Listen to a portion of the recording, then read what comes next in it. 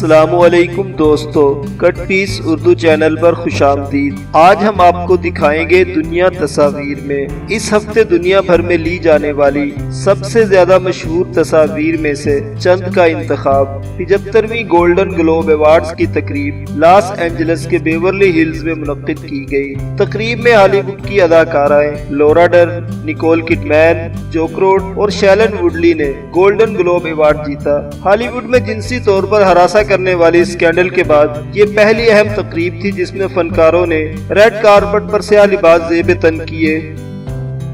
اس تصویر میں ایک لڑکی کو منگولیا میں منعقد ہونے والے اونٹ میلے میں ایک اونٹ کے ساتھ دیکھا جا سکتا ہے۔ اس مقامی تہوار میں اونٹ کی ریس اور خوبصورتی کے مقابلے میں حصہ لینے والے 200 سے زیادہ اونٹوں نے حصہ لیا۔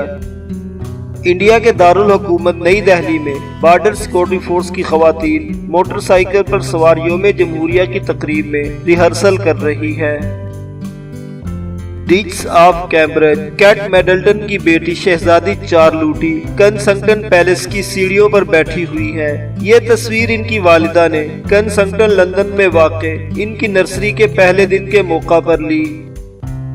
شام کے دارالحکومت دمشق کے نزدیک ہونے والے ایک فضائی حملے میں زندہ بچ جانے والی 2 شامی بہنیں ایک دوسرے کو گلے لگانے کے لیے بھاگ رہی ہیں۔ شام میں جاری فضائی حملوں میں اب تک درجنوں افراد ہلاک ہو چکے ہیں۔ جرمنی کے شمالی شہر ہونوور کے ایک ایکویریم میں سالانہ انوینٹری کے دوران سمندر کی ایک مچھلی جس کی دم پر کانٹے ہوتے ہیں کی پیمائش کی جا رہی ہے۔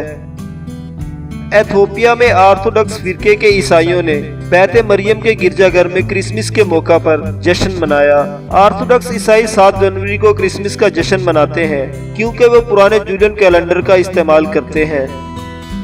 ڈیوڈ بوئی کی دوسری برسی کے موقع پر ایک خاتون لندن کے جنوبی ضلع بریکسٹن میں نقش و نگار والی دیوار کے پاس گلاب کا پھول رکھ رہی ہے۔